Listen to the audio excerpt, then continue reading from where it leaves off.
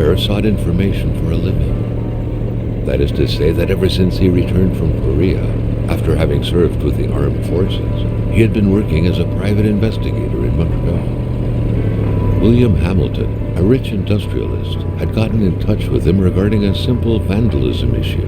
Nothing to write home about. Not worth hiring a private eye either, just so he can drive for hours on rough roads. But that's how it had always been. The client pays, Carl gets it done.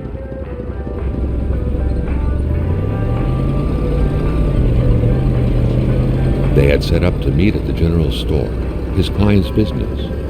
Well, actually the entire village had William Hamilton's name written all over it.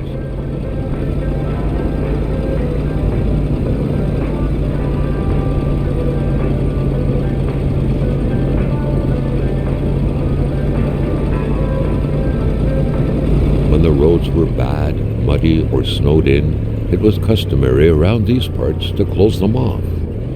But it was also customary to ignore those signs entirely and drive there anyway.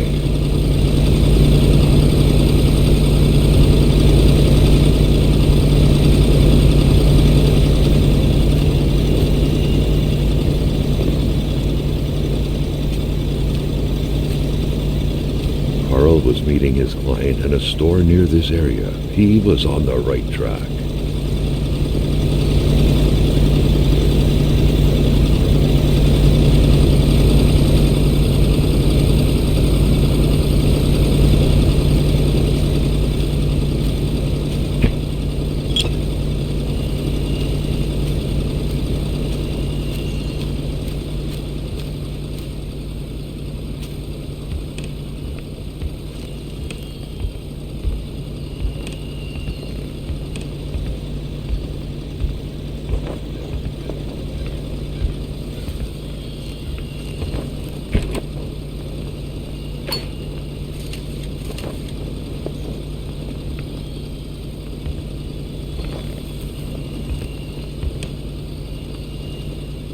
Emperor Duplessis, in spite of his conservative agenda, did a good job in colonizing the rural north, which helped to re-establish the region as an integral part of the province of Quebec. The blue fleur-de-lis could be seen fluttering in the wind here and there, taunting the red Canadian flags on the other side of the province's boundaries.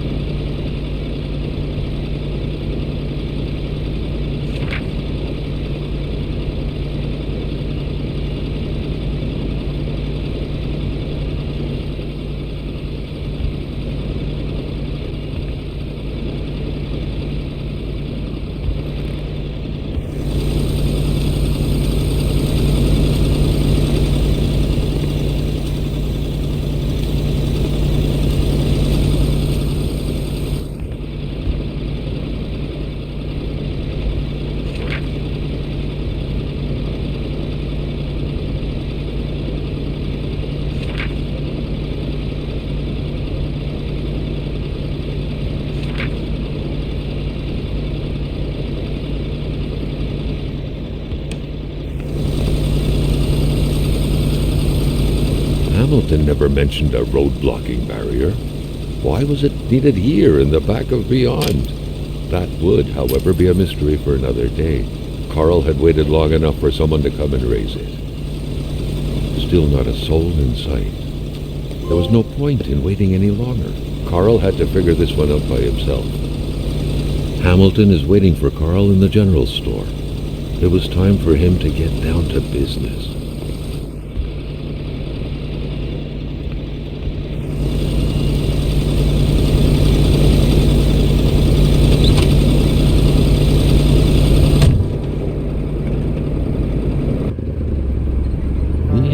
Enjoyed a lavish country house built in the very heart of the northern forests, not too far from here.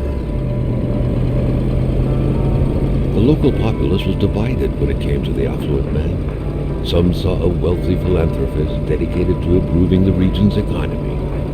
others an aging Englishman who would do anything to further his fortunes. And those ones hated him enough to go on about scheming against him.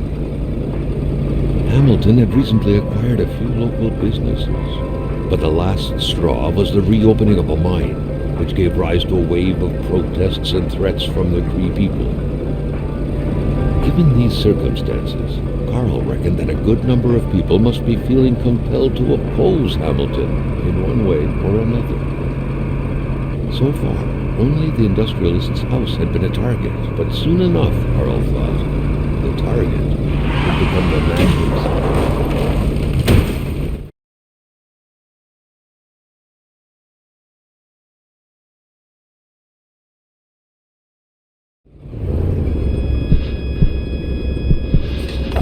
Carl needed to get out of there. The cold and the pain required urgent care.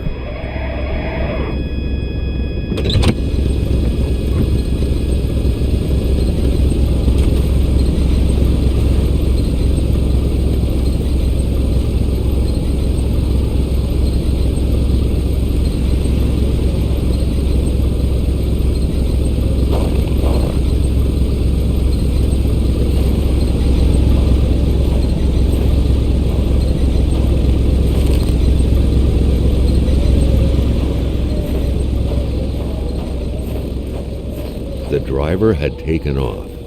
It was still best to check it out and leave nothing to chance. Carl needed help.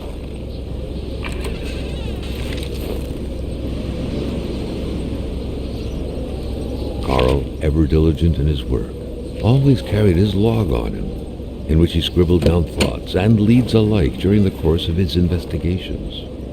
It was a small, locked box engraved with the letters W.H. Carl thought about taking it. Nothing was to be left to chance.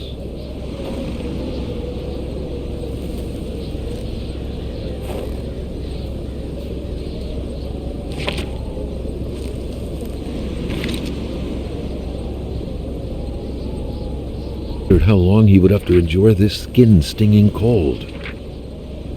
Such heart-wrenching Nordic poetry that was. But Carl didn't care much about flowery language. This deep in the country, his last hope was to find an abandoned garage or a farm by the roadside. His life depended on it.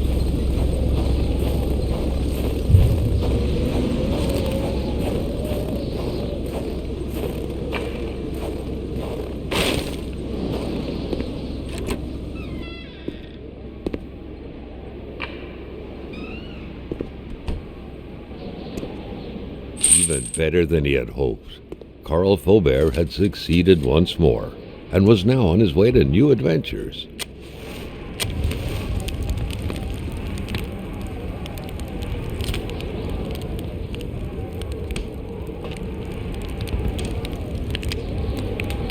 The Polaroid, Carl's long-standing and faithful ally, had seen its share of husbands caught red-handed cheating.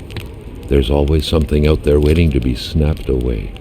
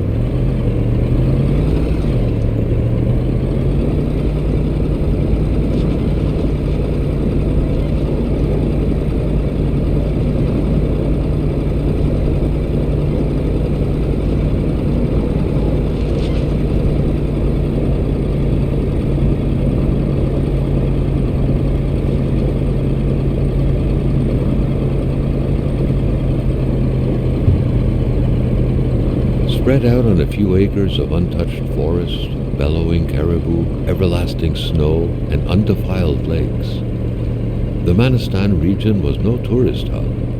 It was said to have been populated for millennia by Cree people, and ever since the industrial era, by the metal mining industry. Jean-Luc Bedard had without a doubt been the closest man in the village to William Hamilton, otherwise known as Uncle Willie. The truck was running on fumes. Good thing that the general store was close by.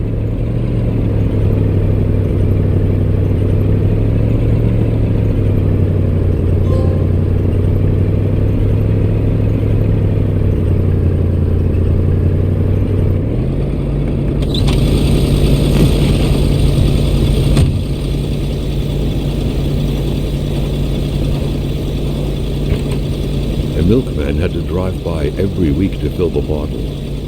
The fresh milk indicated a recent visit.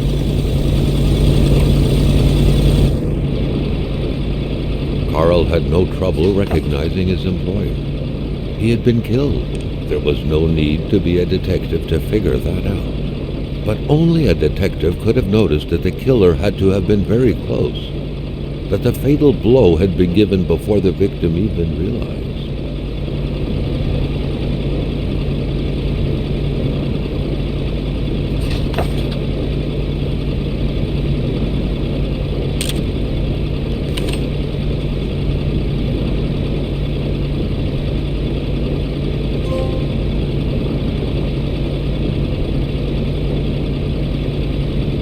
Carl felt a chill down his spine and had a terrifying realization. If Hamilton was dead, then who was going to pay him?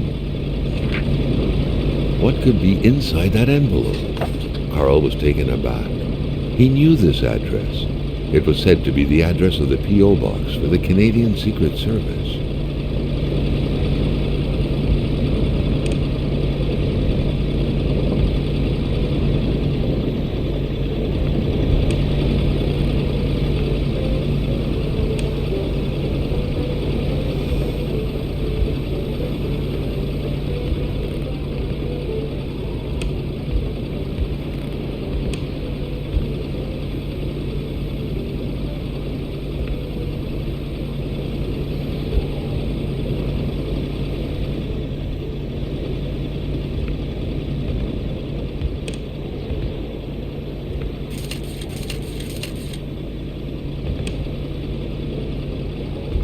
Amateur hunters showing some pride in having killed a nice pelted beast.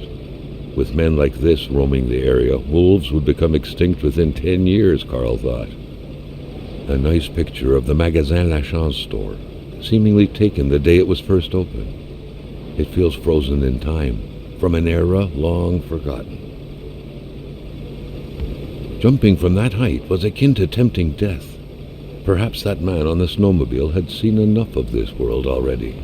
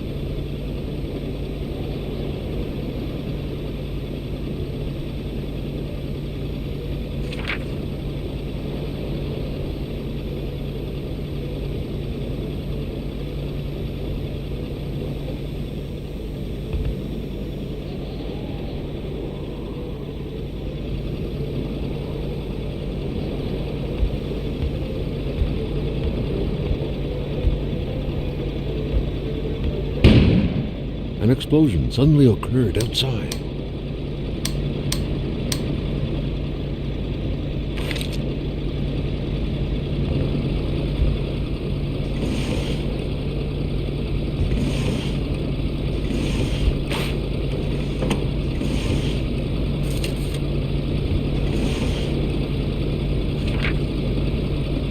According to that log, It seemed like the whole village owed some money to the general store.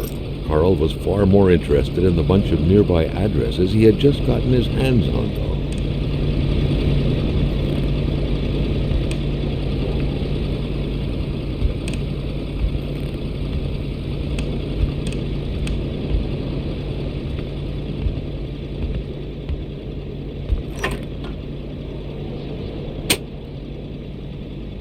The note explained that the garage and the store couldn't be supplied with electricity at the same time.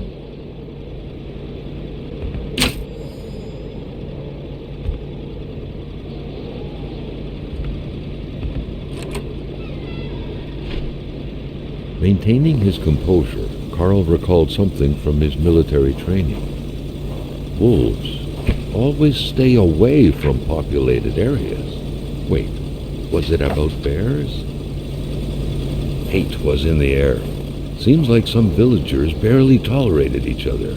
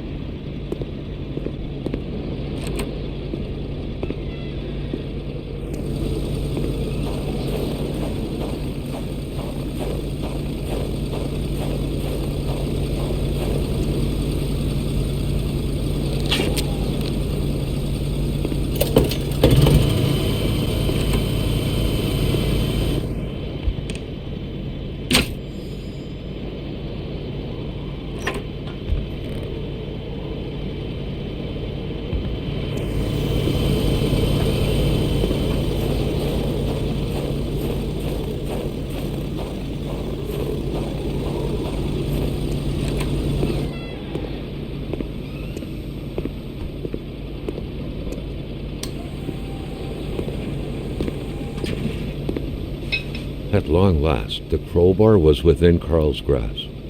Surely it would come in handy at some point.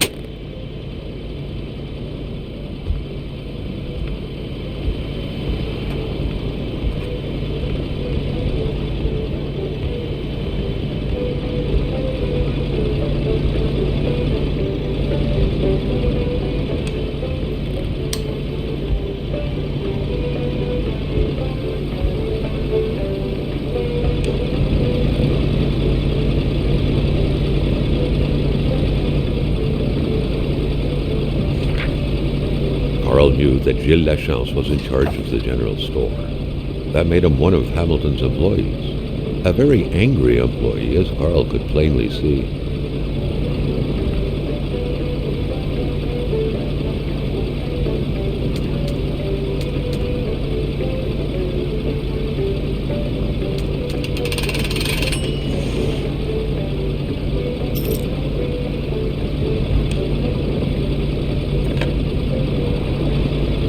The snowstorm pummeled everything in its path.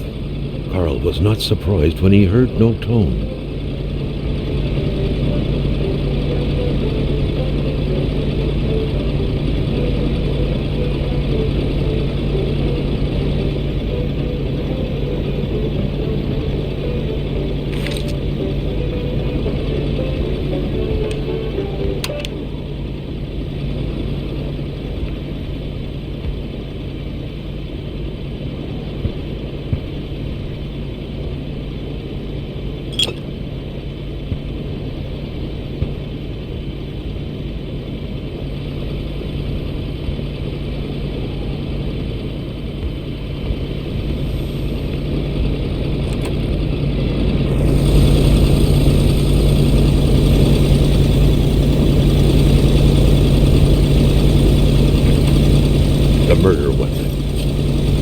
What was that doing there, Carl wondered.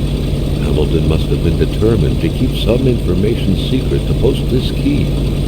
Shame he got unlucky. Everything made sense now. Poor Hamilton's denunciation was interrupted, and he figured it would be best to lock everything up and send the key to his correspondent, who would receive the box later on.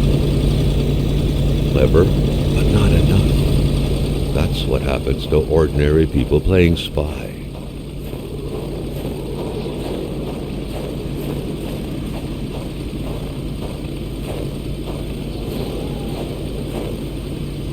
Carl was used to strange phenomena, but a chunk of ice like this, as if an iceberg came out of the ground, that was a first. Prince?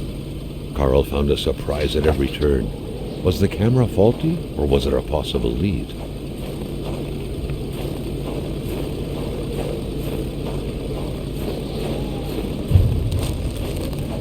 Carl was beginning to know the store and its surroundings like the back of his hand. The seeker had sought.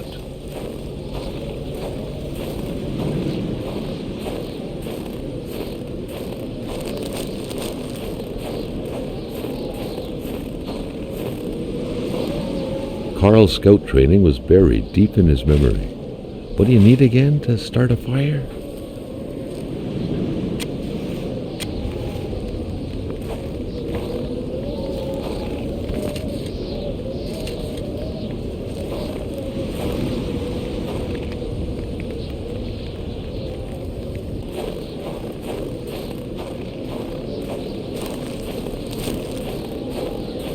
Carl wondered what the hell could that thing be.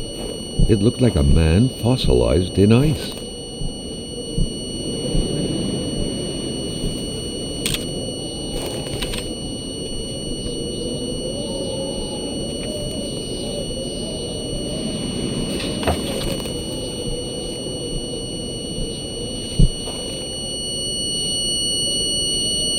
All of a sudden, Carl felt like he was pulled inside a world of dreams.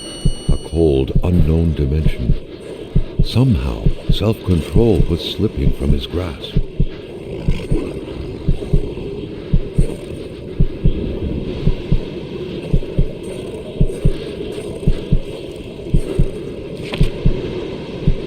To all appearances, this was a hunting log. Better yet, a war diary.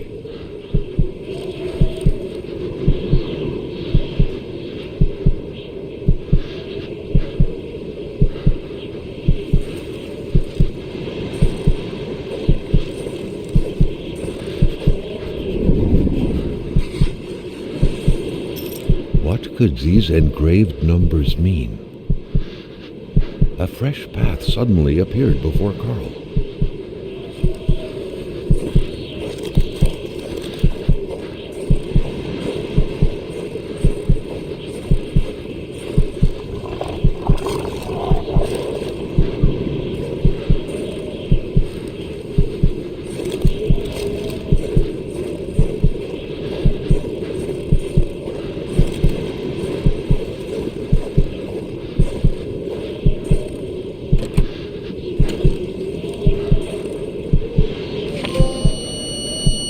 Carl had that feeling you get when you immerse your frozen hands in hot water.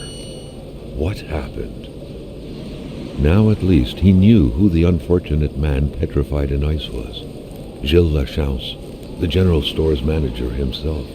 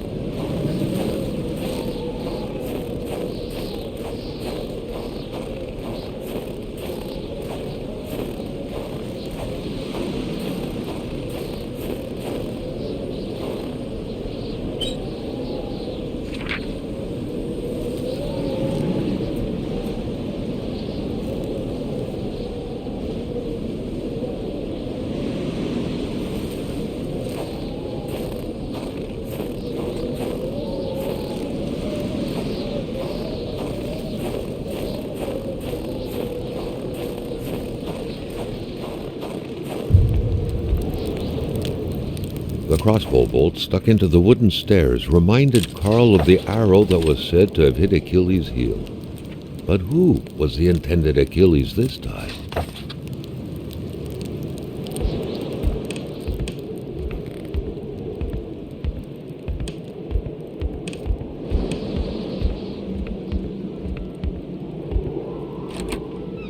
The air was freezing, right down to the bone.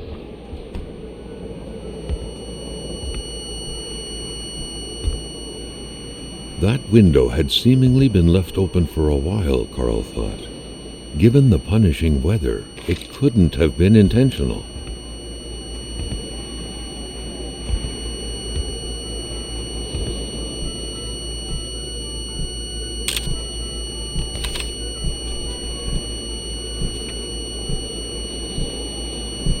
The otherworldly ice had struck again. The woman's hopes and dreams were frozen in eternity.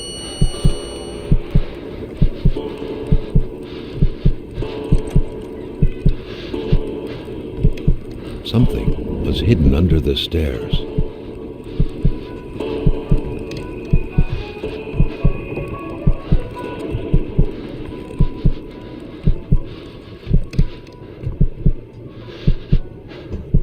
The man grabbed his rifle. Carl felt a sense of dread in him.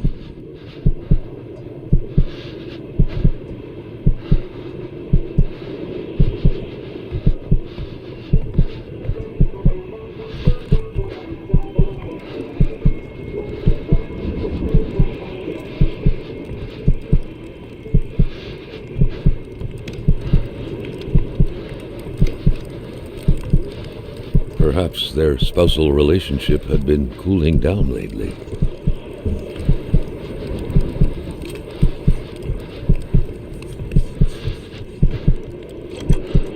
It seemed like secrecy was commonplace in this house.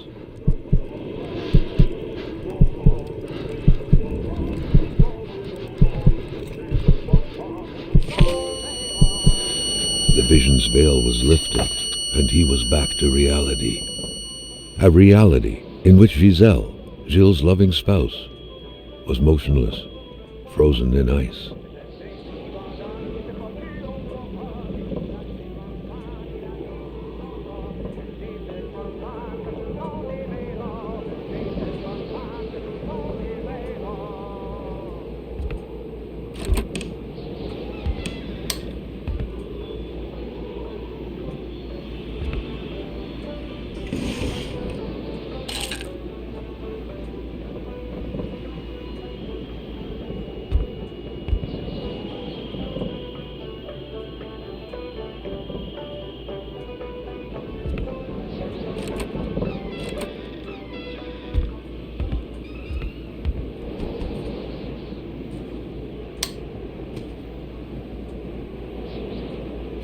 Looks like the holes in that puzzle are there to stay.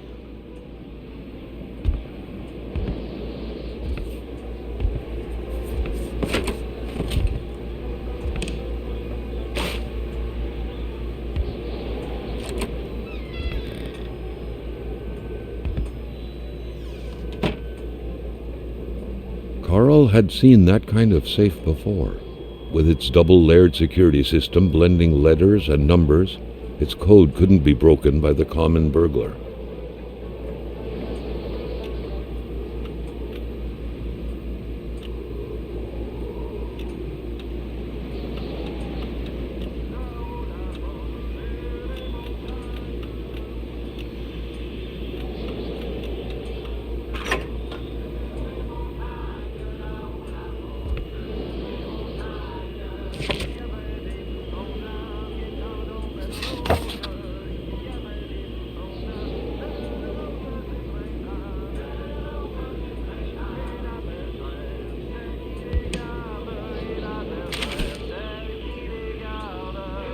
The general store, along with several more infrastructures in the area, had been acquired by wealthy industrialist William J. Hamilton.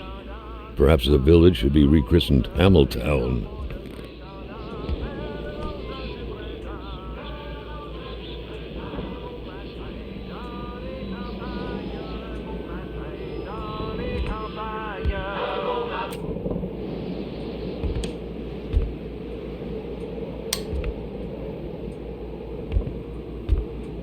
What a mess! Clearly, there was some major revamping work underway here. The place looked barely habitable. Many boxes scattered about. Carl didn't need to summon his detective training to quickly figure that the Lachances had just moved in. A nice white coating would restore the room to its charm of olden days.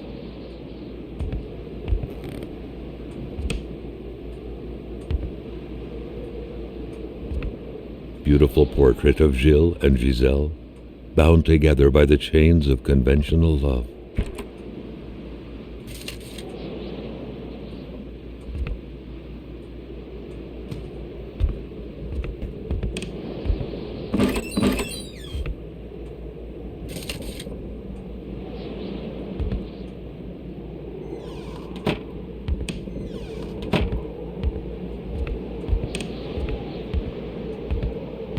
It felt like old people were all these walls could see for years. The Lachances could hardly be blamed for wanting to freshen things up a bit. Ah, moving. What a pleasant activity. Of course, you'll find the record player only to find the records weeks later in some random box.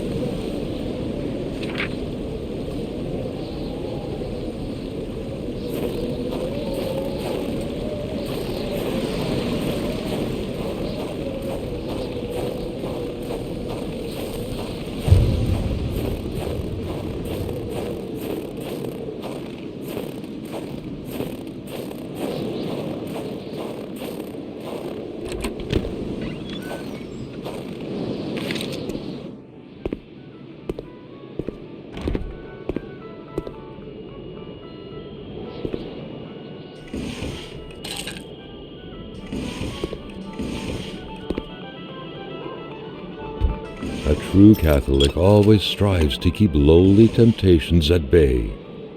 Obviously, Carl thought, someone in this house wasn't doing a good job at upholding the Holy Bible's teachings.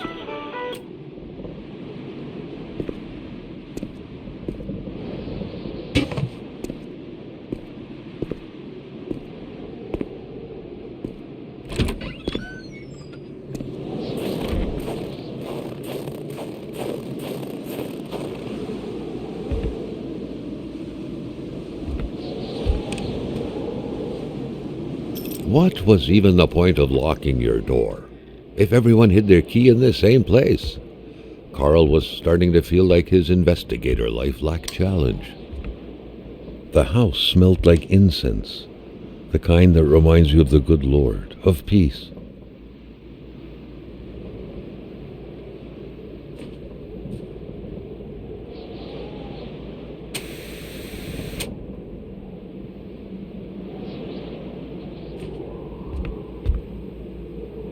Religion was very influential throughout Quebec many years ago. Indeed, it was surprising that Carl did not come across a single chapel since arriving here. Good Paul VI, appearing papal. His crooked fingers gave the impression he was about to bestow a miracle.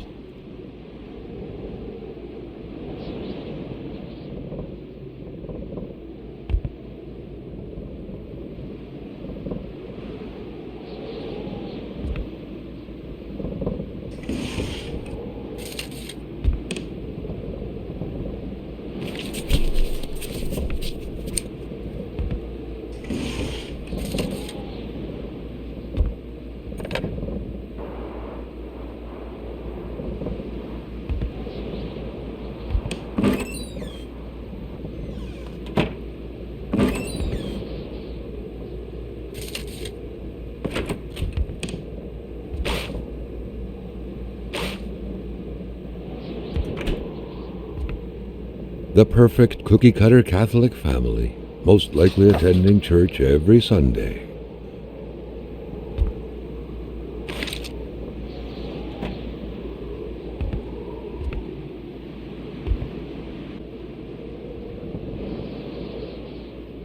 The family's mother must have spent her days washing the filth off her kids' diapers. The empty cradle sent an eerie feeling down Carl's spine, as if minutes ago someone just grabbed the baby and made a run for it.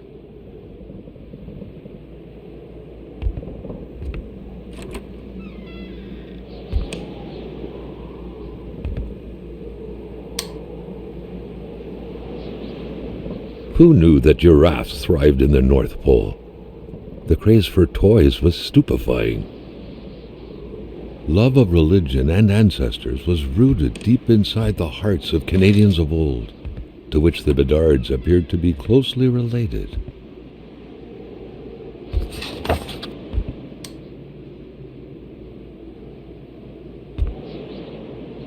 Dreamcatchers originated from First Nations legends. They were used to trap nightmares. The Bedards had vacated the premises. Carl gathered they would be of no help.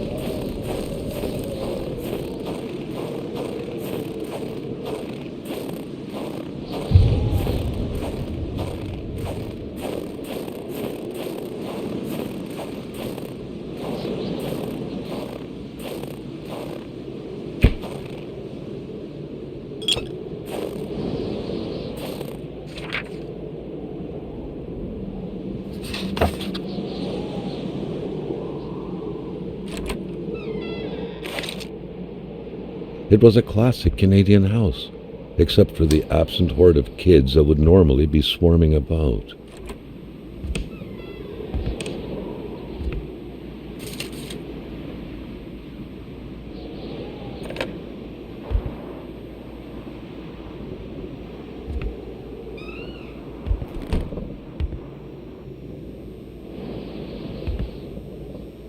Just one more move and white is checkmated. Game over. It seems the game was abandoned right before the final strike came down. Simone de Beauvoir, Claude Lévi-Strauss, Hannah Arendt, Roland Barthes. Carl was surprised by the literature filling this liberal-leaning bookcase. Could there really be intellectuals dwelling in this far-off land?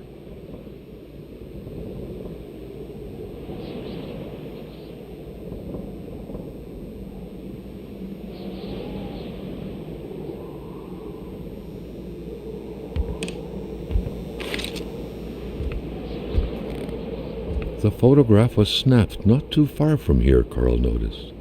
The couple seemed to be very good friends. The couple radiated something akin to lightheartedness, to freedom.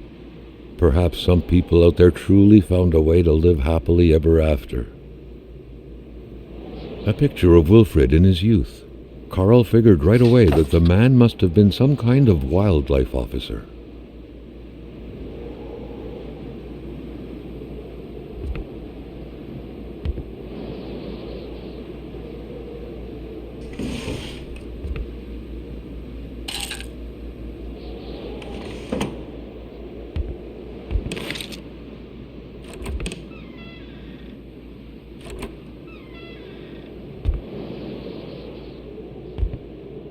All manners of clothing were gone, as if the Rois drove out of town with their closet in tow.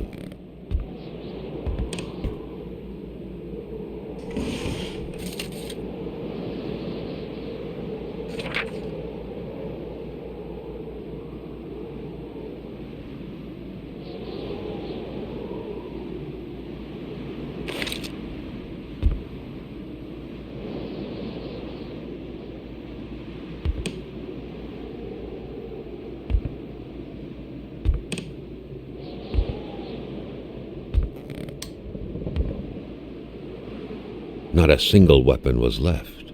All of them were gone.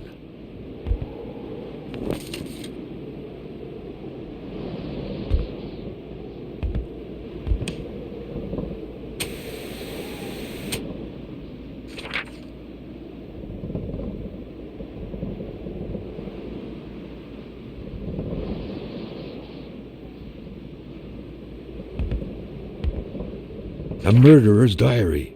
Carl's detective training compelled him to write some excerpts down. What sort of monster could give life to such a bizarre tale?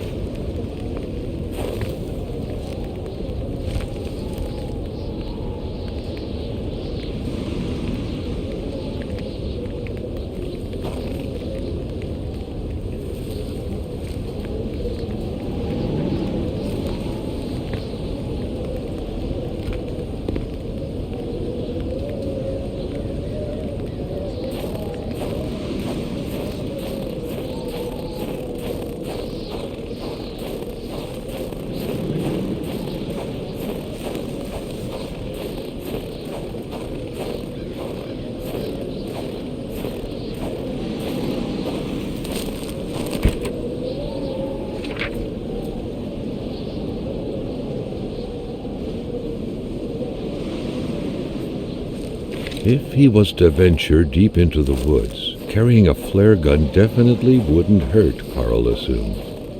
At best, he could probably scare some beasts off. At worst, he was in for a nice little firework.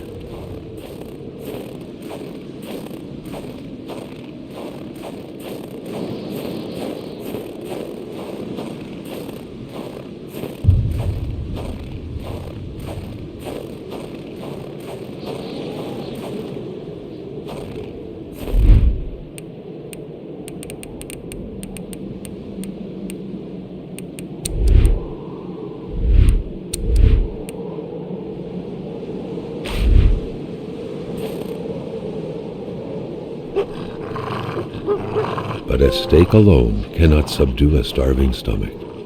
An appetite comes with eating.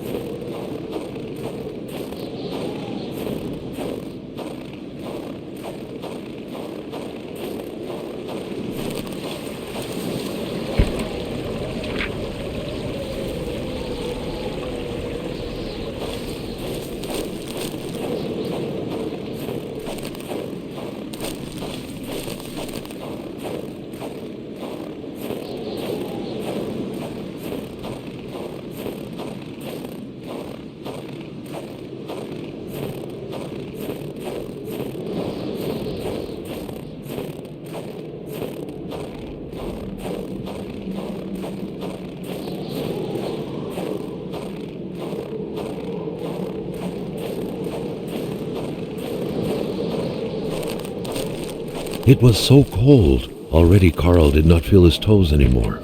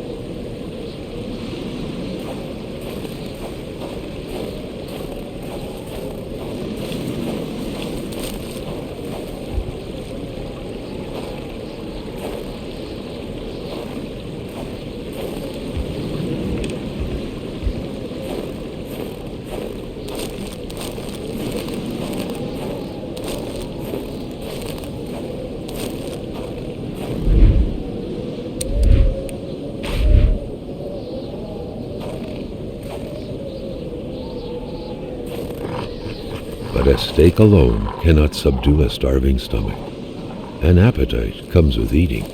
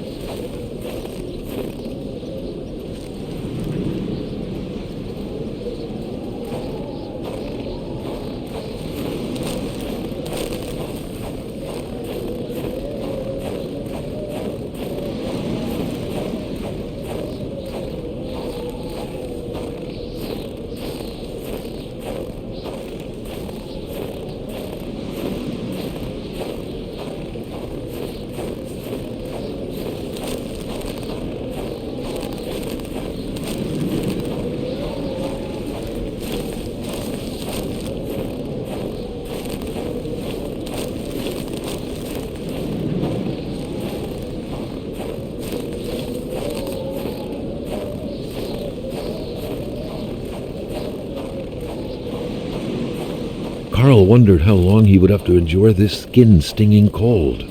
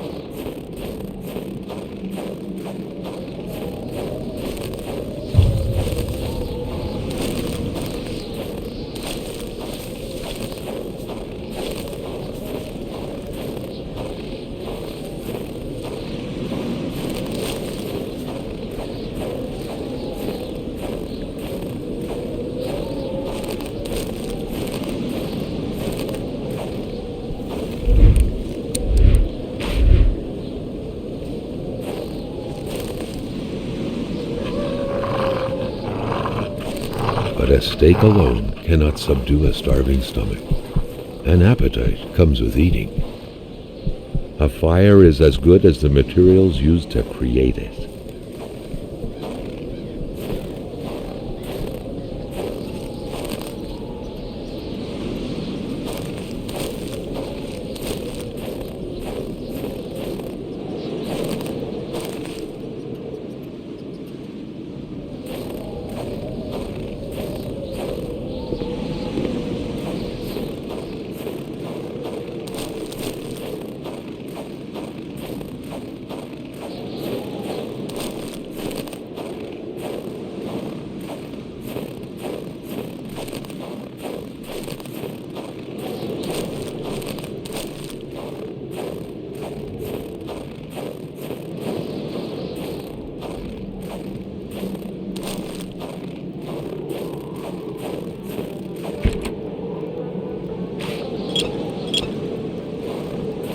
cold turned into pain.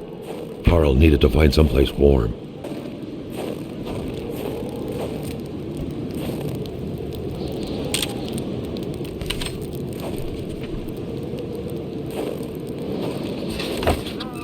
Without a single window to brighten things up, the inside of the cabin was almost pitch black. Beware of close encounters of knee and furniture.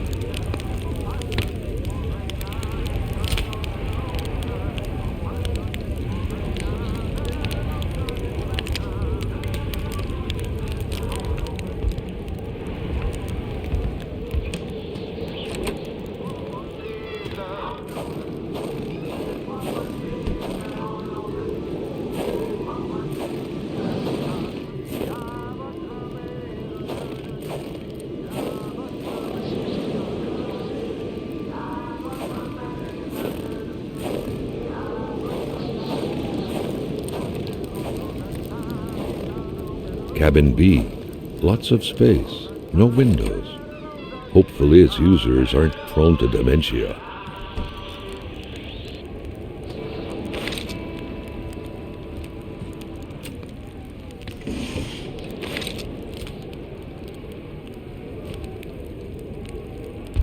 Solitaire, a card game only hermits can truly enjoy.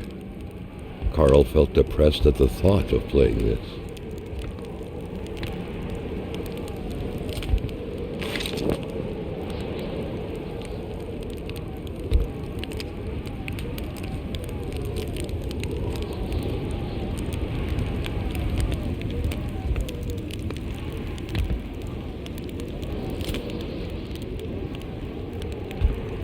Everything was set up for a well-deserved snack.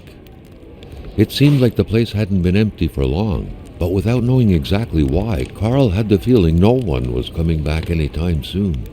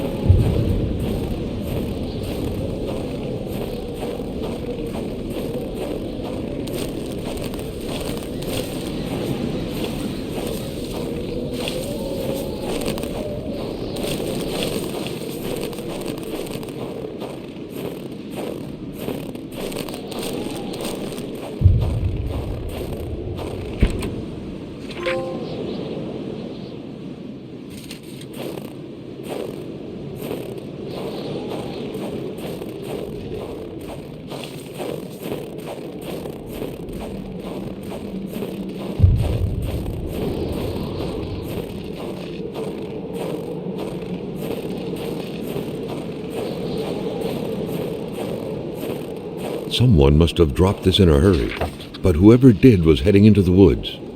Carl's tracking instincts were quickly kicking in. The track was fresh. That meant the car sunk down just a little while ago. Now where the hell could the passengers possibly have gone? The crossbow bolts had the same origin. Carl was sure of it. Who was it? And more importantly, what was being hunted like this?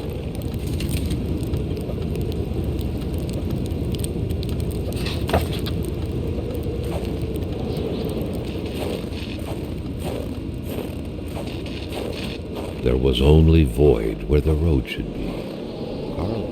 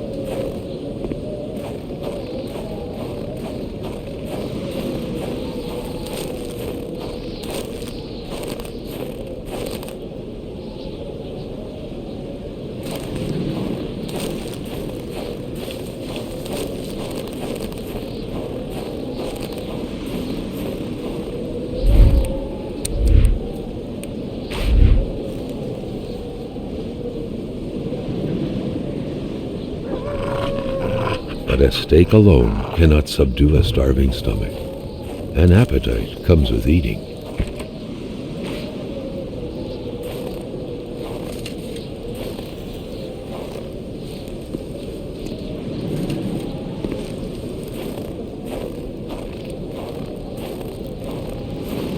Carl was becoming increasingly convinced that this was not normal hunting. The game that was being tracked was fearsome.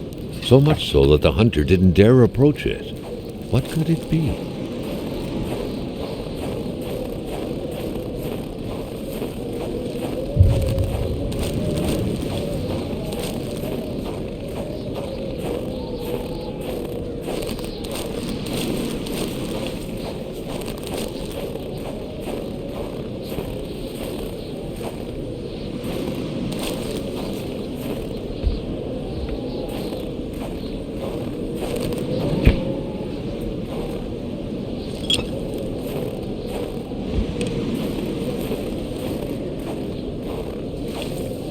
Cabin A, small but cozy, the perfect place to warm up. It was a typical shack, just like the ones you hear about in Quebecois legends. Local lumberjacks used it to rest and twice a day heat up their pea soup. Who quits a game one step away from victory?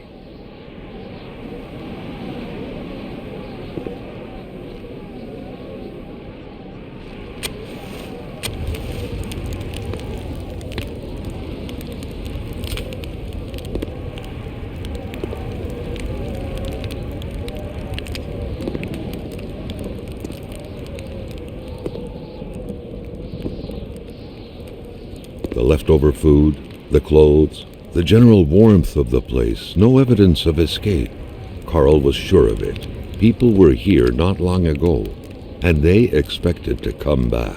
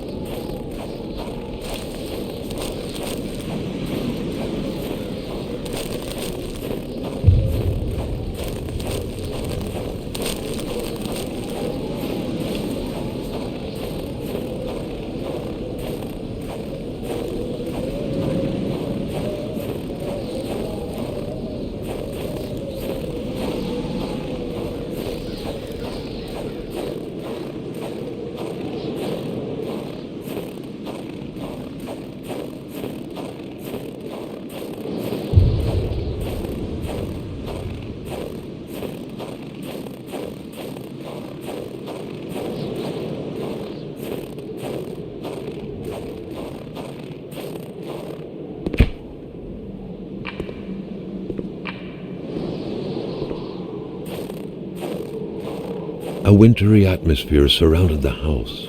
The soundlessness of the area suggested it was empty. A key.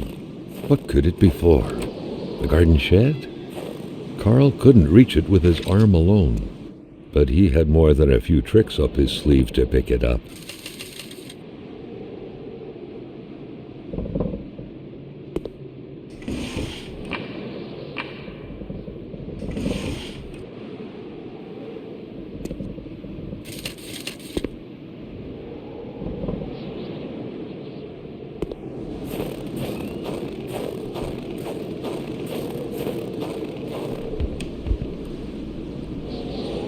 When finding a boot, one wonders what became of the foot.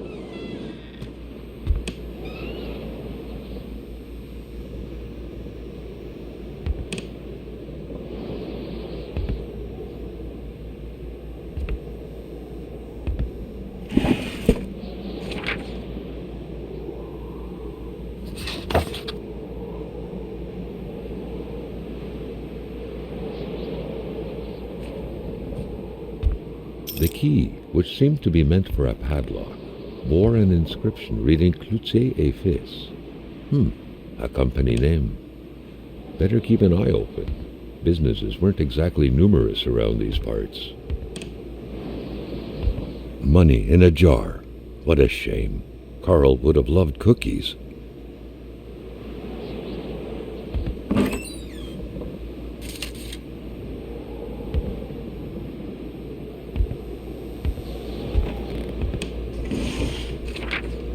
Pay stub for some undoubtedly harsh lumberjack work. Alexandre Blais felled trees and chopped woods for Cloutier et Fils.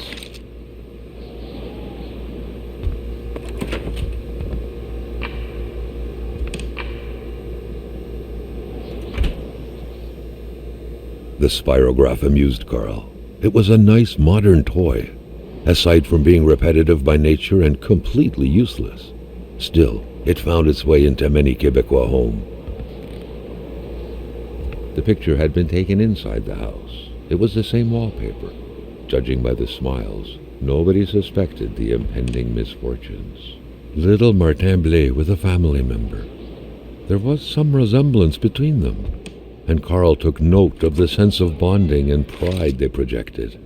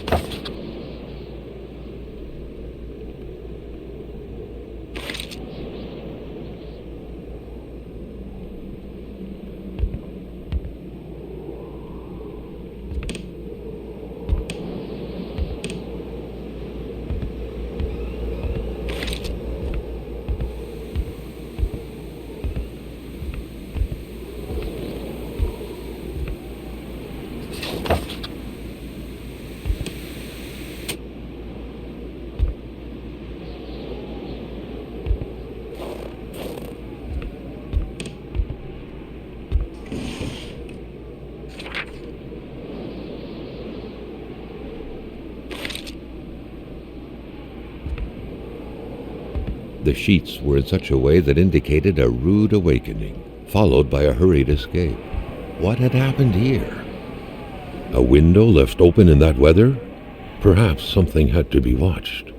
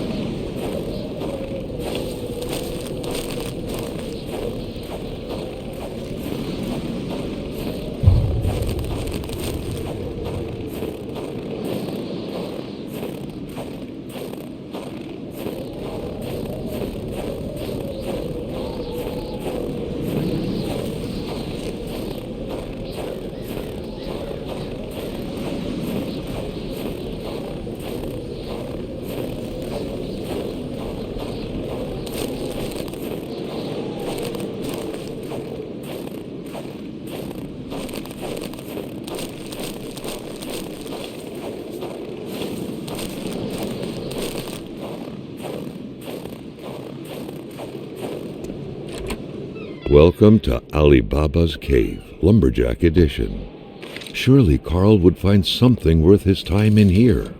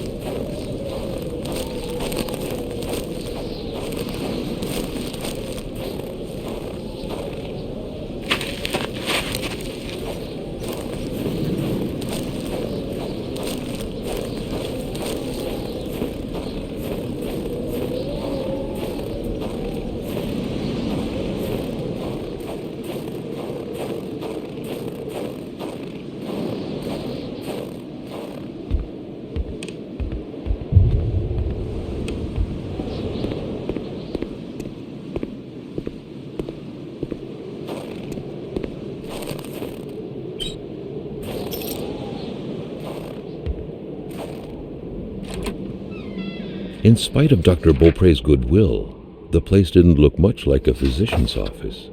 It could easily be mistaken for a sewing shop. There should be a law forbidding doctors from falling sick.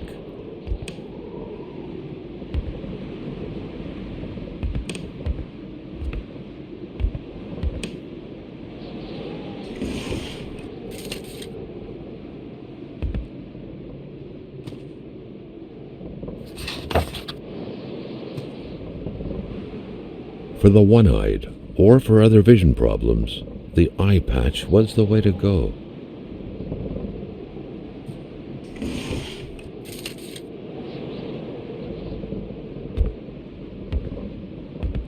Carl got the trembles as he imagined the excruciating pain that kind of scalpel could no doubt inflict. Within these miserable walls, patients probably felt more like in a slaughterhouse than in a doctor's office.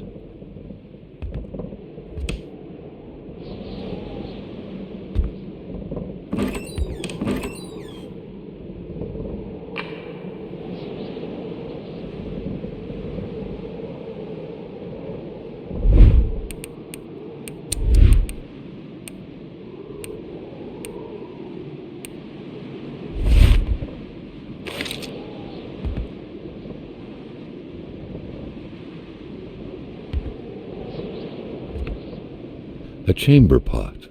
Fortunately for Carl, inspecting it wouldn't further this particular investigation. A communist manifesto. Only a few years ago, this type of allegiance meant prison time, and even at present, the Western world was very wary of the Soviet threat. Why would the doctor own such a book? Dr. Beaupre had done his medical studies quite far from here. He was surely one of the first students out of the new campus to settle on the mountainside.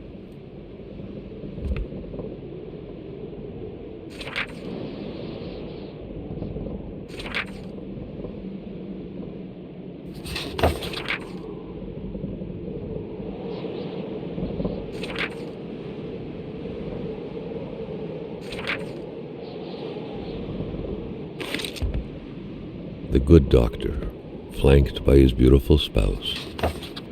Pure happiness, captured on cardstock. Carl recognized this woman's soulful eyes. Was it Dr. Beaupre who had hit him head-on at the village border? Nobody kills a rich patient to start a revolution. It didn't make any sense. He had to dig deeper still to understand. Luckily, that was Carl Faubert's specialty. Doctors used light-reflecting frontal mirrors to look inside the patient's cavities.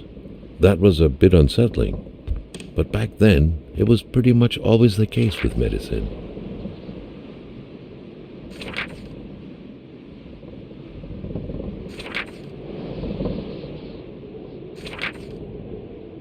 There was no doubt that the doctor and Hamilton knew each other very well.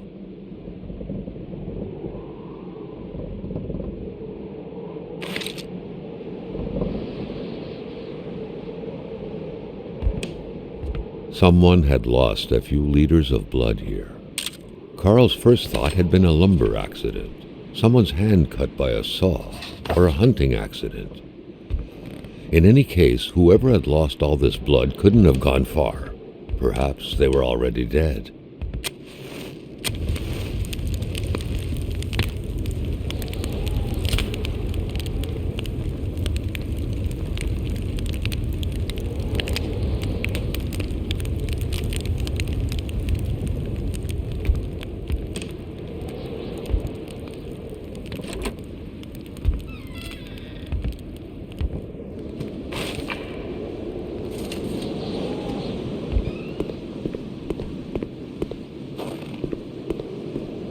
Carl felt like he knew the doctor now. His belongings had spoken lengths about him. But what Carl had heard worried him.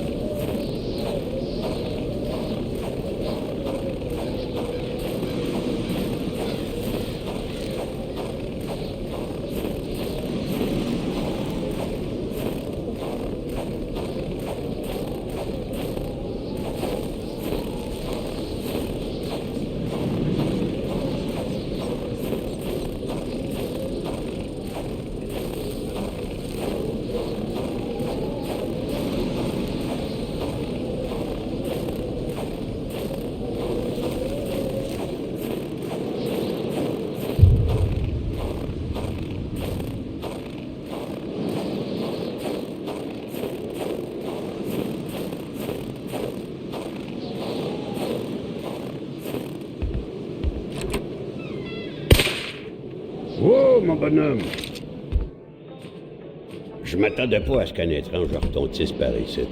Moi te dire, je prends plus de chance depuis que ça rôde dans ce bout-là. J'ai ma carabine au bout du doigt, et puis bang, bang, bang, si ça s'approche.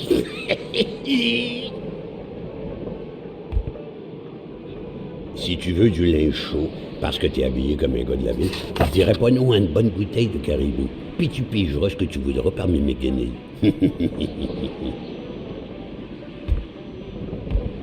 C'est vrai, le jeune, que tu te promènes quasiment en bobette.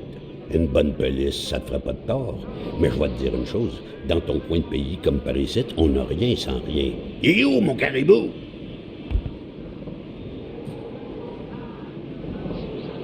C'est encore beau. Tout ce qui est vieilli est bien meilleur. Mon beau bonnet du beau temps. Puis ma ceinture, où ce que je glissais mon flasque. Le monde tournait plus rond quand on s'habillait tout de même. Dans mon temps, c'était comme sous l'image. On était vrais, fiers, forts, puis on avait le bon lieu de notre bord.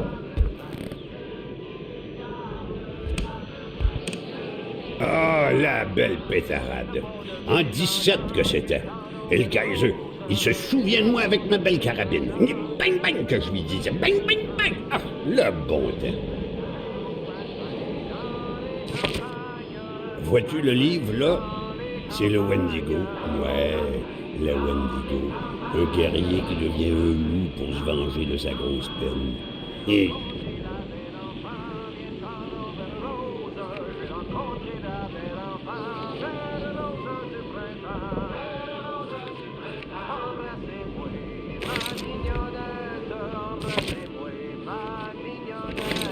D'apparence que mon caribou tarde.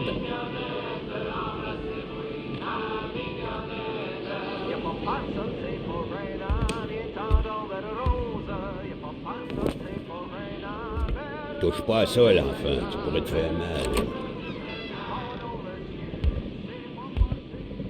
Ben oui, une couche. Tu peux-tu tout faire en même temps, toi?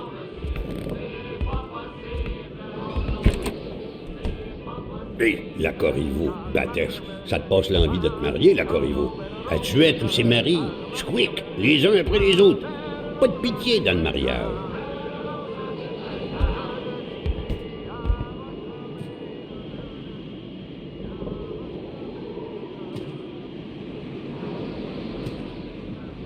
Cadeau, ça ouvre l'appentis. Prends-la, je m'en fous. Perds ton temps dans mes déchets tant que tu rapportes du caribou.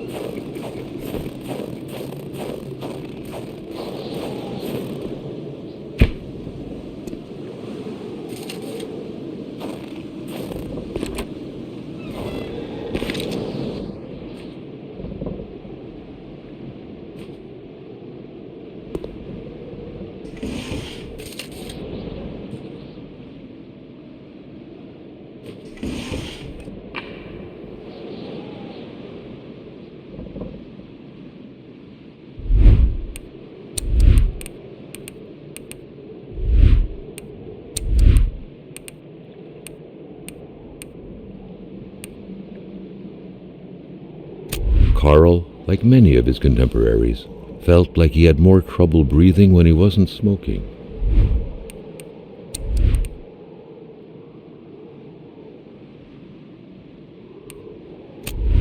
Cigarette was his own personal breathing assistant.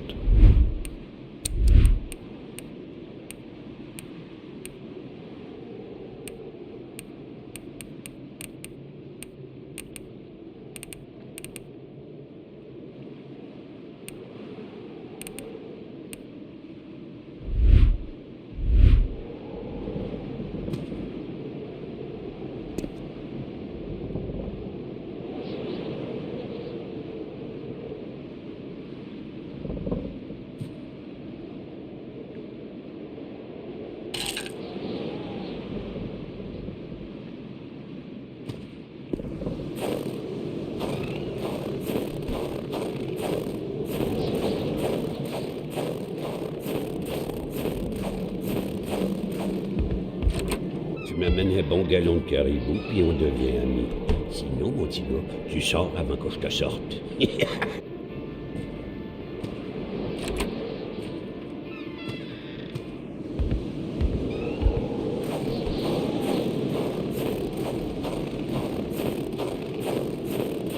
There Carl had fed his mind, but had forgotten the harsh reality that his body also needed nourishment, especially in the dead of winter.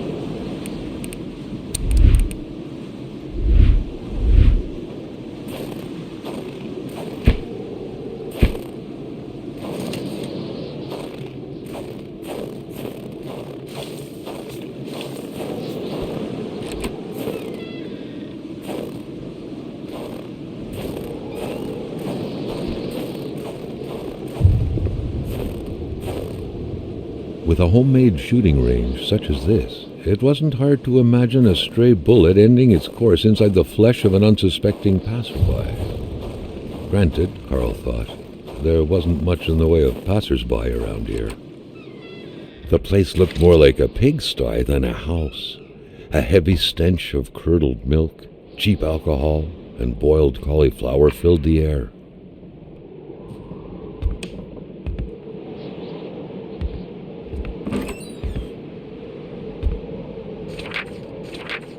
Back then, in Africa and elsewhere, people were ready to take up arms to stand against the yoke of English imperialism. In Montreal, mailboxes were blown up, abductions were carried out, and violent manifestos were distributed to media outlets.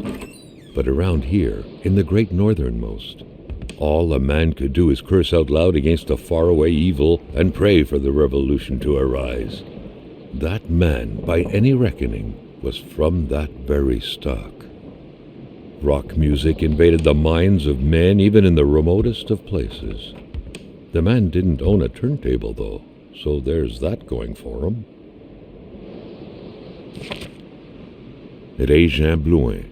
Seems like that pig had a name after all.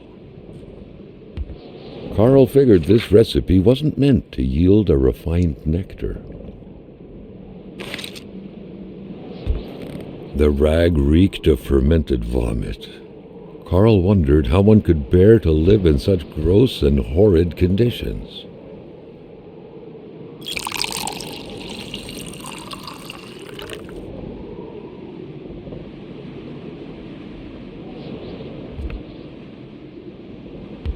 You had to be out of your mind to cook up white whiskey at home. The all-surrounding stench of alcohol alone was probably enough to gas a man to death.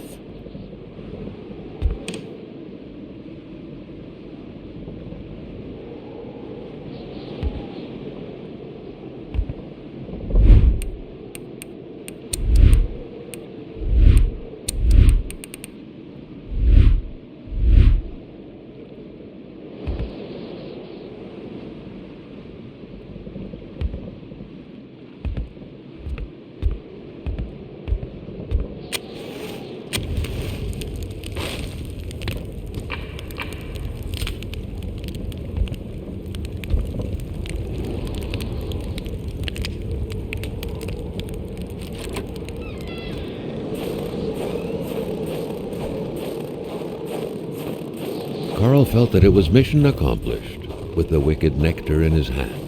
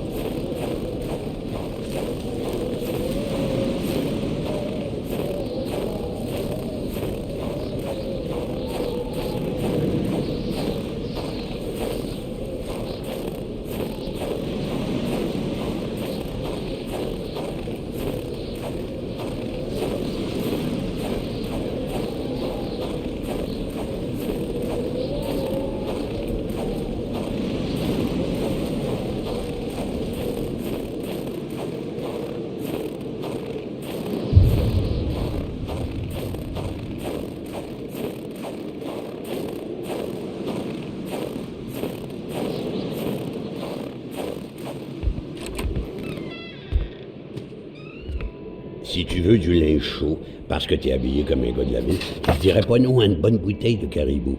Puis tu pigeras ce que tu voudras parmi mes guinées. Ah, quand on cherche, on trouve. Parce que je t'aime bien, à cette heure, je vais te dire quelque chose.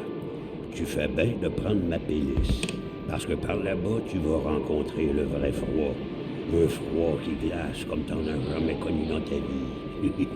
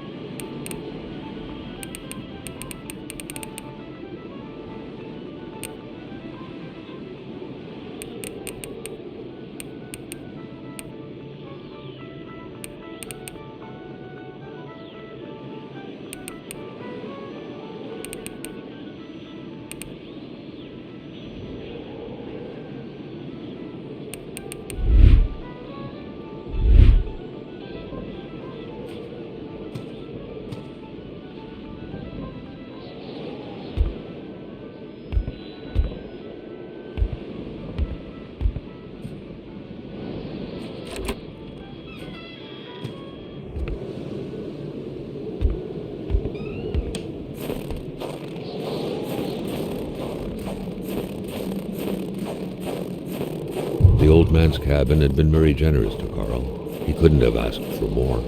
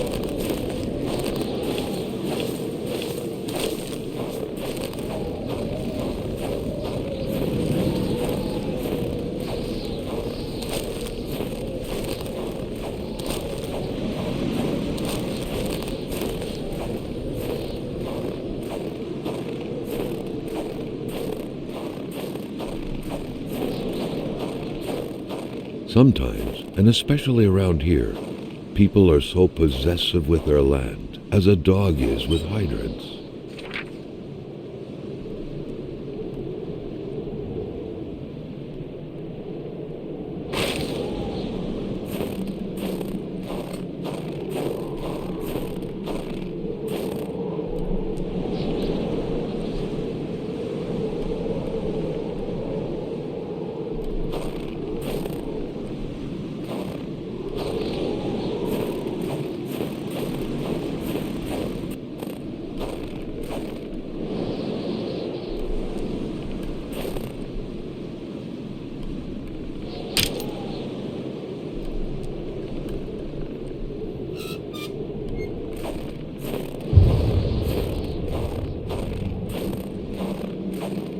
What good was a motorless car? The mechanic sure had an odd way to go about repairing things.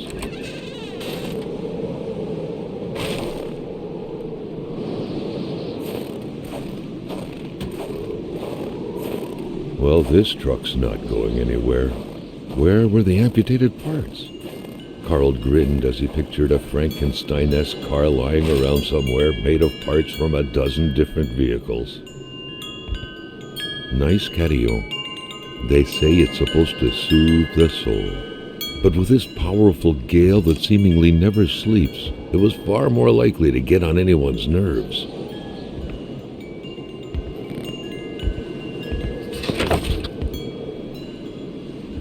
The milk was sorted by color, from the whitest to the greenest, or in other words, from the freshest to the sourest. Perhaps someone was expecting an important call. In any case, that person's in for a long wait. Carl already noticed that telephone services weren't provided in this area.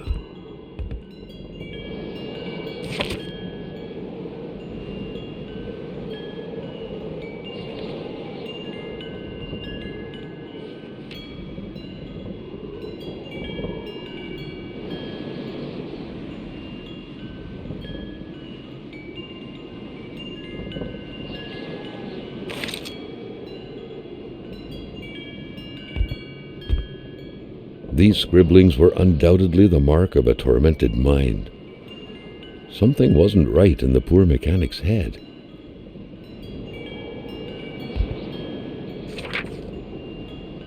If some daring person could manage to get their hands on the missing parts, Carl was willing to bet that the craft would have taken flight.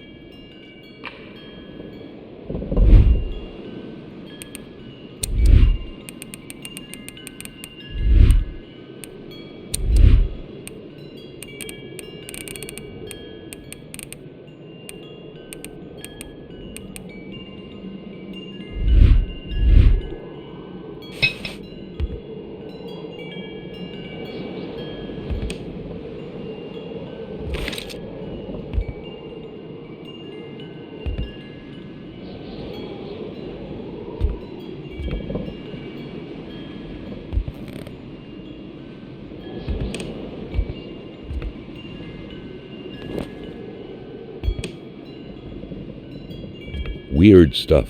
Kind of a crossing between a colander and a hairdryer. What was it for? To play telepath? To protect against nuclear waves? The man has a passion for intergalactic things. Back then, people were obviously scared of the Russian atomic bomb, but an invasion by extraterrestrials was a legit fear as well. Seems like the mechanic had made his choice. Roswell, Atamipek, same story. Large deserts conducive to extravagant follies.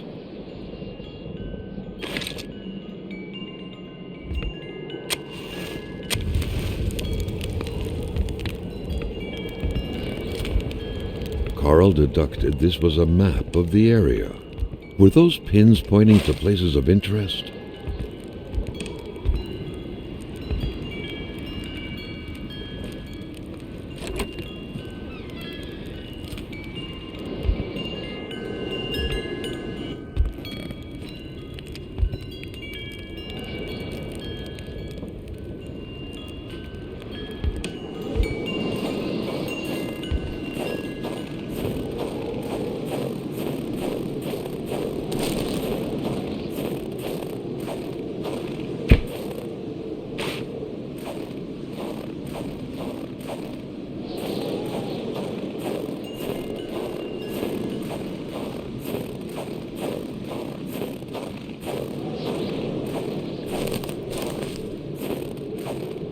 Carl hadn't lived up to his good finder reputation. He still hadn't found any of the wealth contained in Lamothe's lands.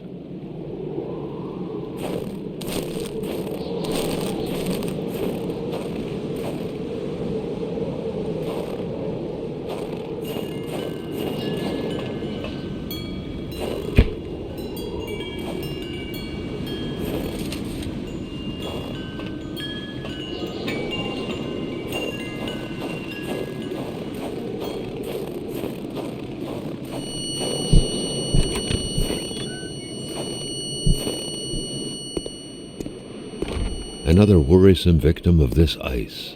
This one seemingly petrified in action. The poor man, before being frozen solid, seemed to have been defending the entrance to his cabin. But from what?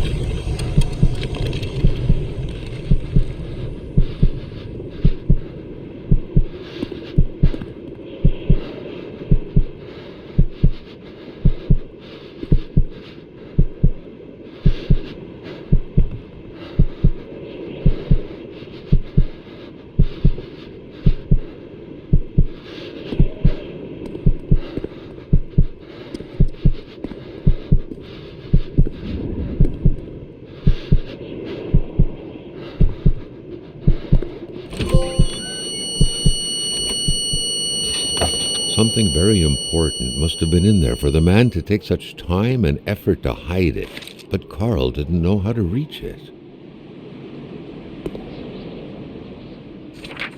The week of October 5th, thought Carl. That was this week. The plug should have been here by now.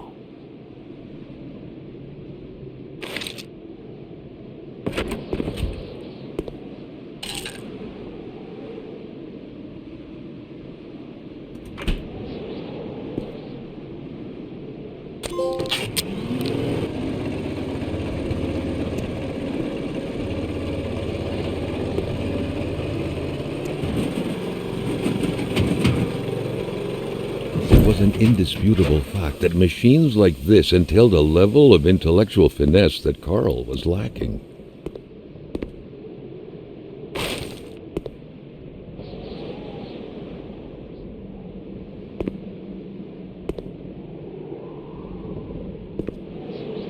To all appearances, Carl concluded, the owner of the place had moved more essentials from his house inside the garage. Peculiar man indeed.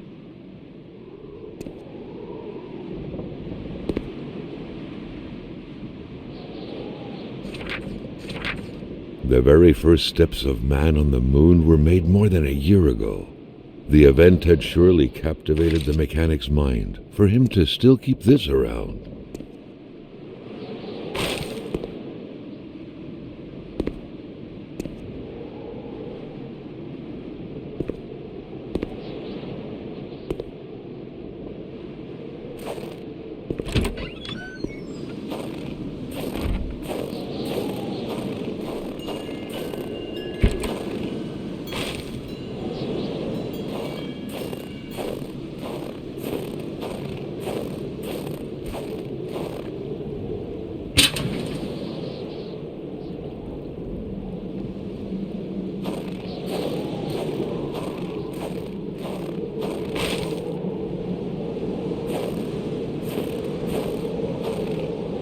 By following the plan, Carl was led to believe that the snowmobile's parts had to be scattered about in the vicinity.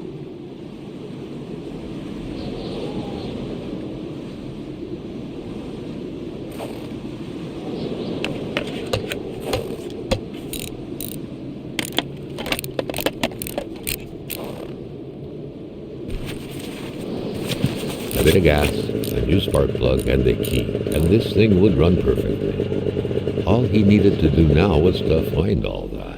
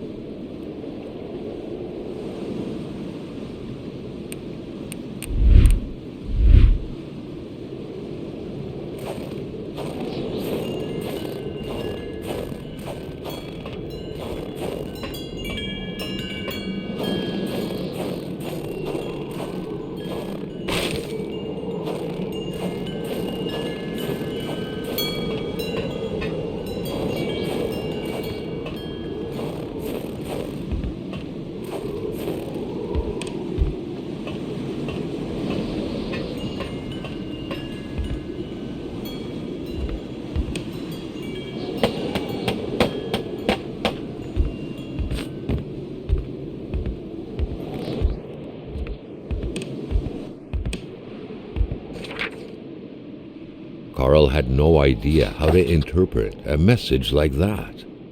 On the surface, it seemed like he had one half too many of this puzzle, enough to know he shouldn't take this testimony as gospel. The entire thing, being some punishment for a murder committed by Hamilton, seemed like an outlandish theory. Carl was doubtful.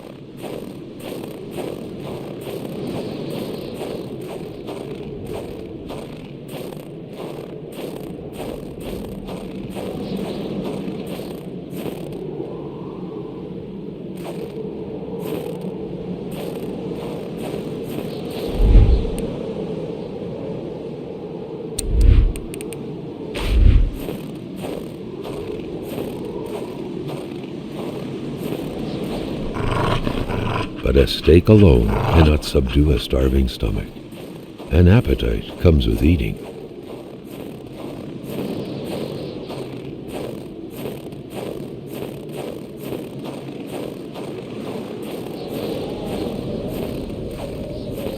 The blood and the shape of the hole in the ground left no room for doubt. Someone had been buried here. Someone whose life had been taken with blunt force. Where was the body now? Why had it been buried, only to be dug up later? Carl felt as though he was shrouded in fog.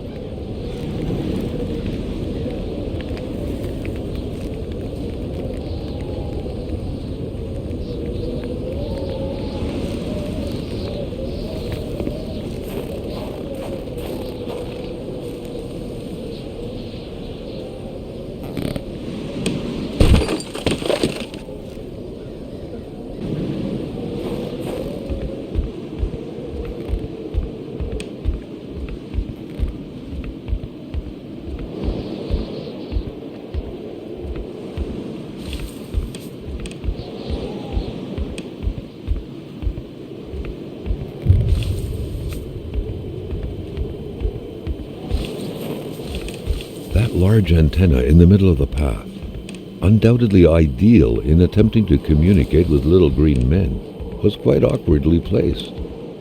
There had to be a lever to control it, maybe behind it. Carl would have to figure out how to reach it.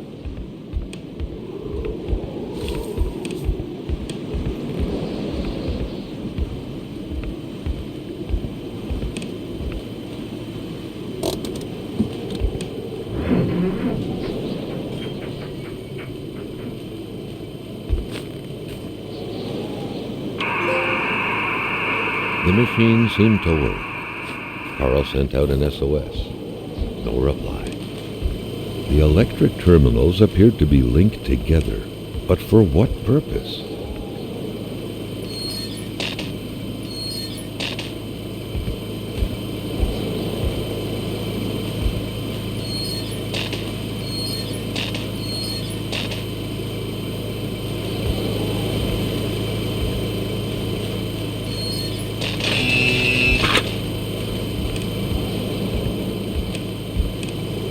Open sesame.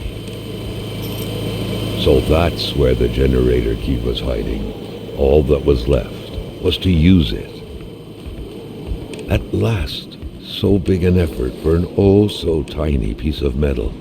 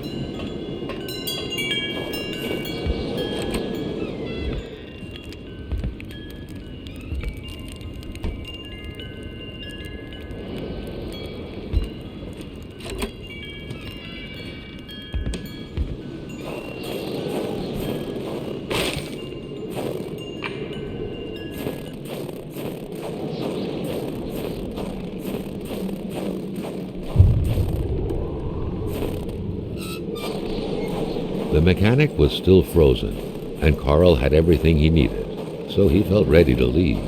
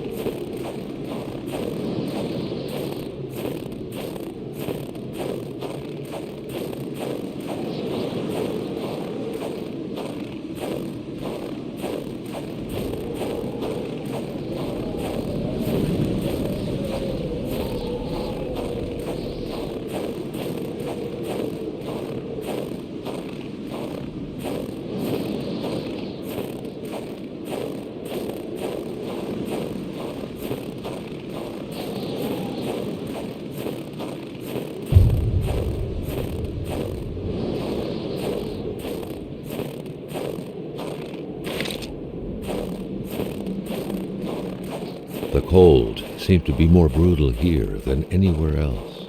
It seeped into bones and into every breath to get to the heart until it stopped. Carl needed to be dressed in warm clothes to survive. Luckily, he had the coat to protect him from the biting cold.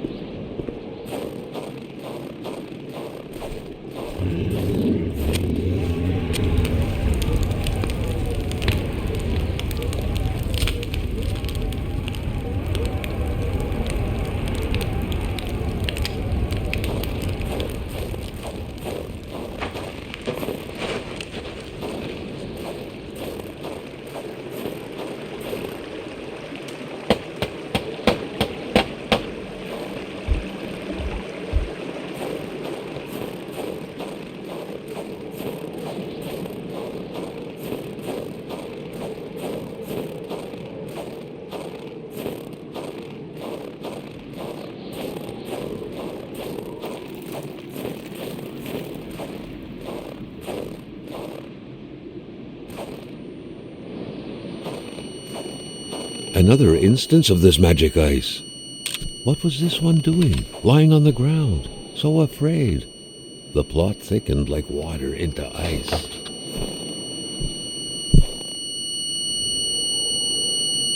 A sudden cold snap struck Carl, who felt like he was pulled into a dream.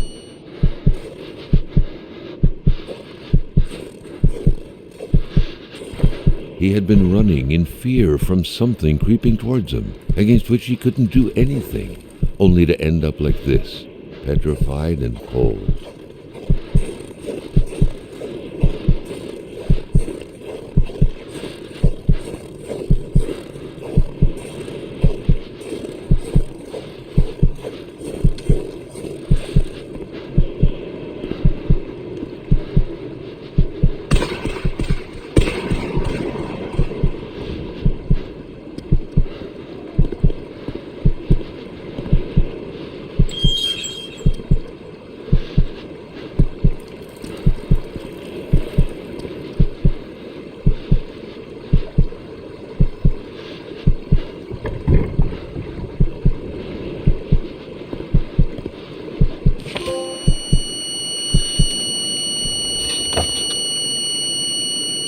It seemed as though Régin had been ready to take up arms and slay people like Hamilton. Could he have committed murder for his cause? Who could have gotten killed in front of his very eyes?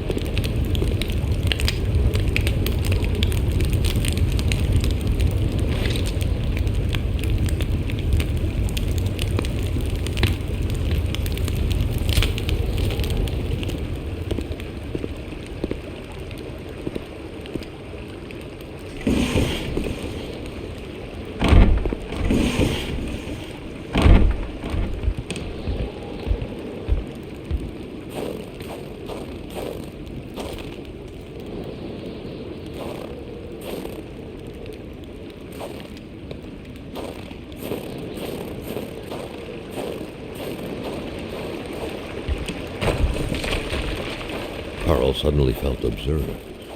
He was worried about a presence around him.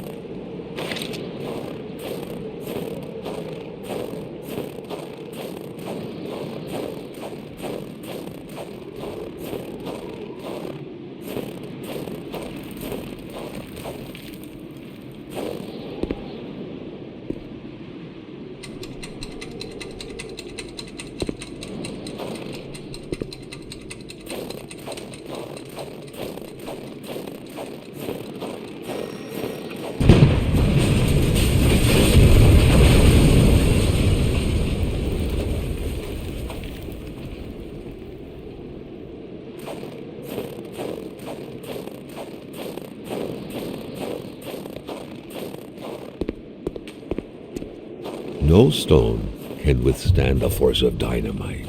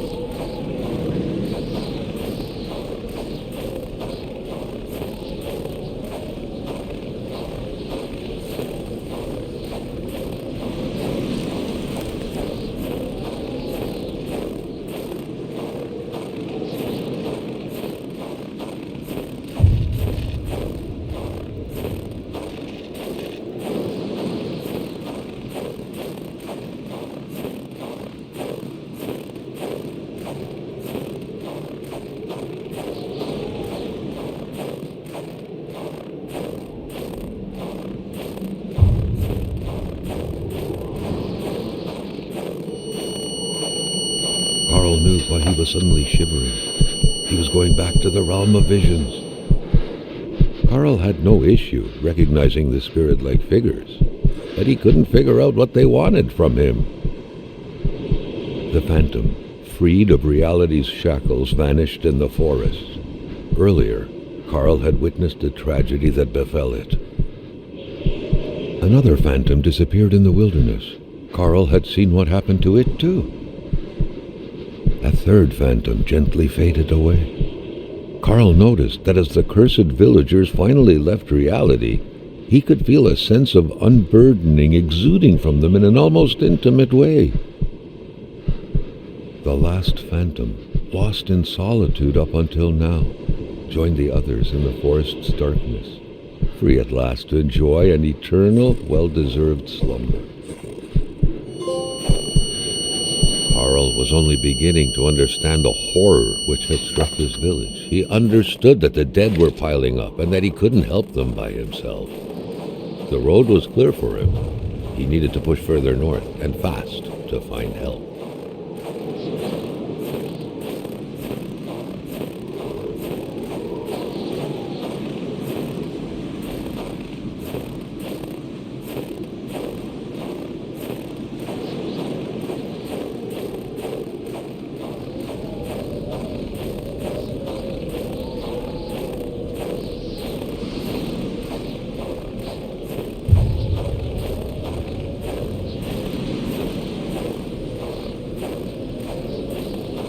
Another diary.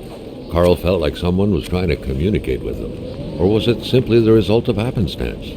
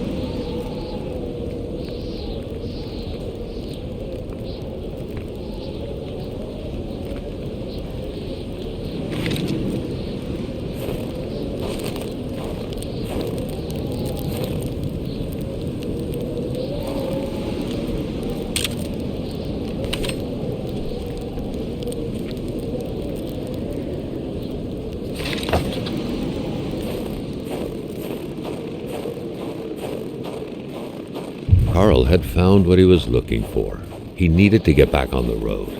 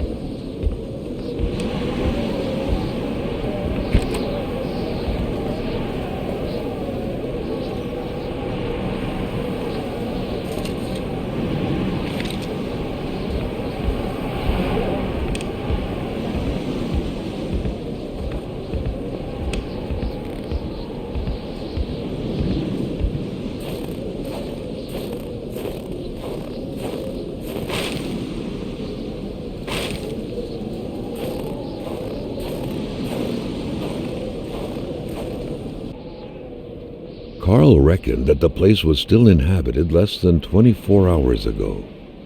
His detective sense tingled, revealing to him, or was it the strong smell of wilderness in the air, that there were most likely 2 men.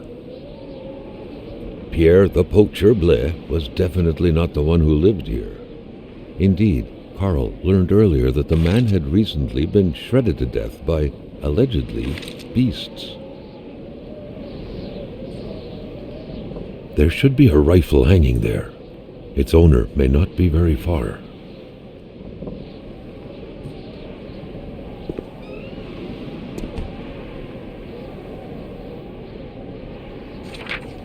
The jacket was still soaking wet. The poor man had, surely unwillingly, had a taste of the pond's water not too long ago. According to the pay stub, that poor man was Alexandre Blais. 2 blankets. There were doubtless 2 people here, Carl reckoned.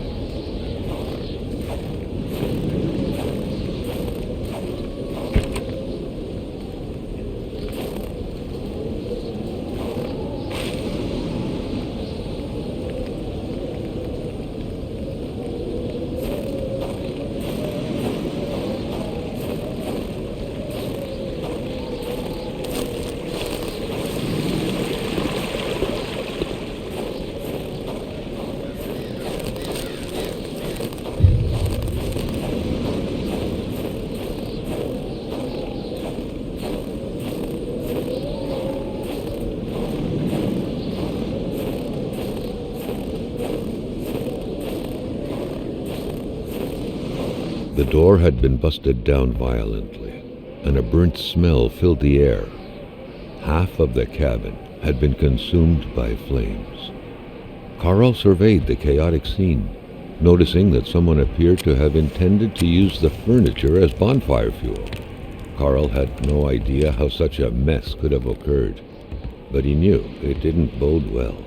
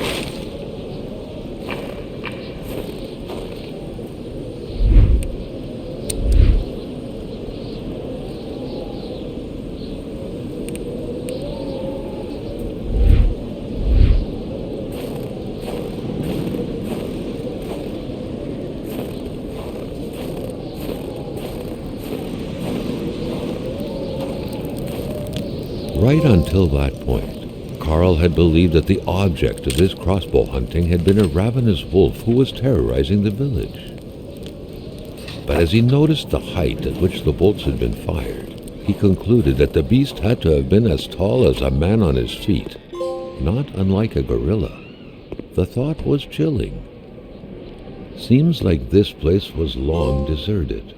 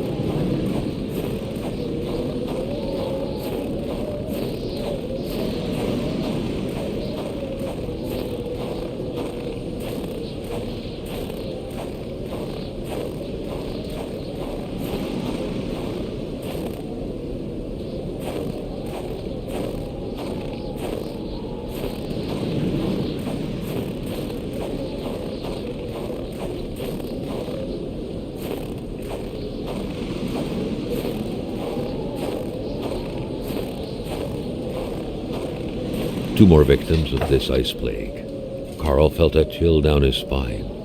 What if he was next?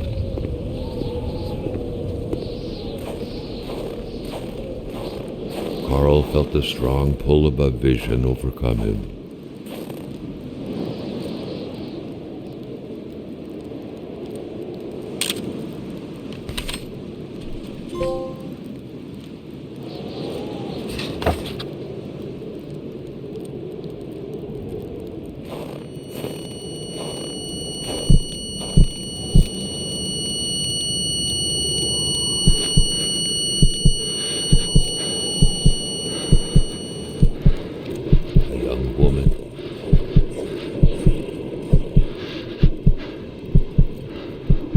It looked like a simple hunting accident.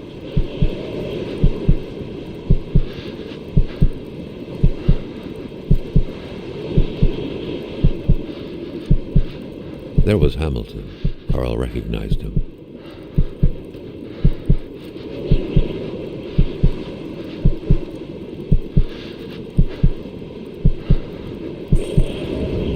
A major hunting accident.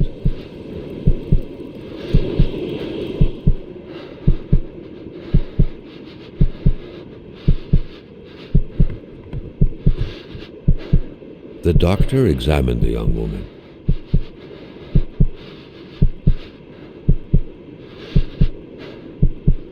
But death couldn't be overturned.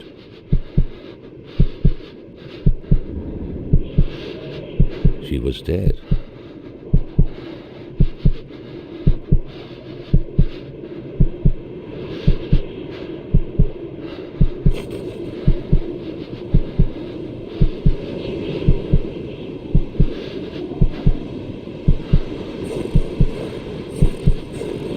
It was not the type of body you buried in a big ceremony in the village graveyard.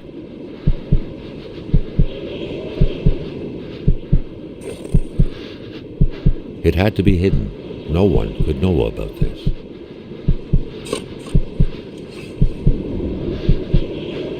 The best way to do that was to have a simple-minded man bury the poor girl. Lamothe, the mechanic.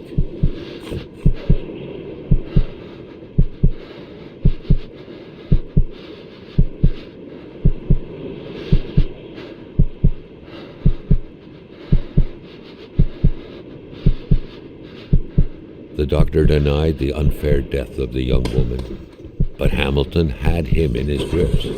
Hamilton knew all of the poet's secrets and wouldn't hesitate to reveal them. I know all about your crimes, you little communist. You know mine. What a sordid affair.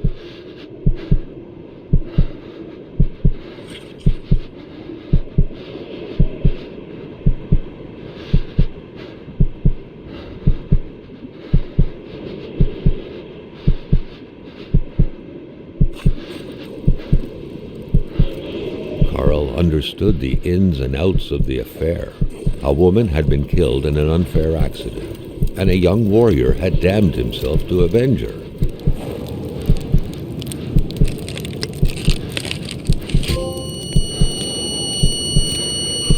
But Hamilton, the one responsible, had already been killed, and so the beast could not quench his thirst for vengeance. And now, recklessly, Carl had pulled the bolt from the beast's heart.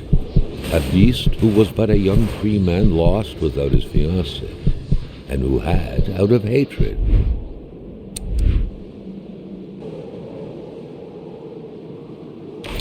become Wendigo.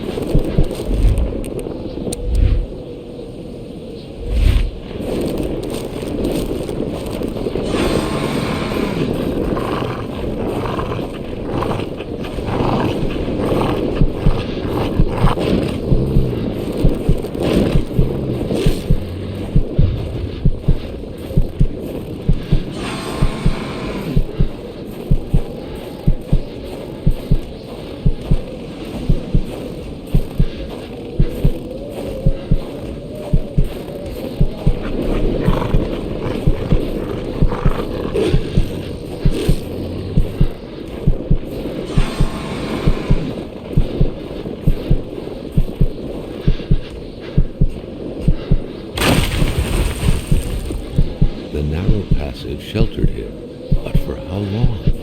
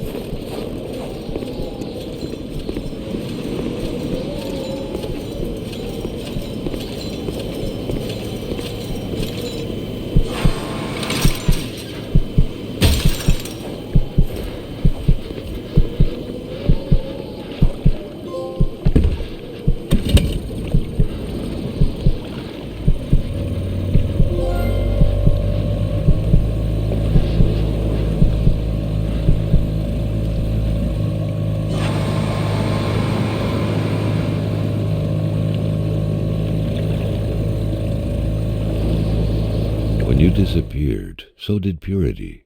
I would defend purity against the winds, the tides, against ice and blizzard.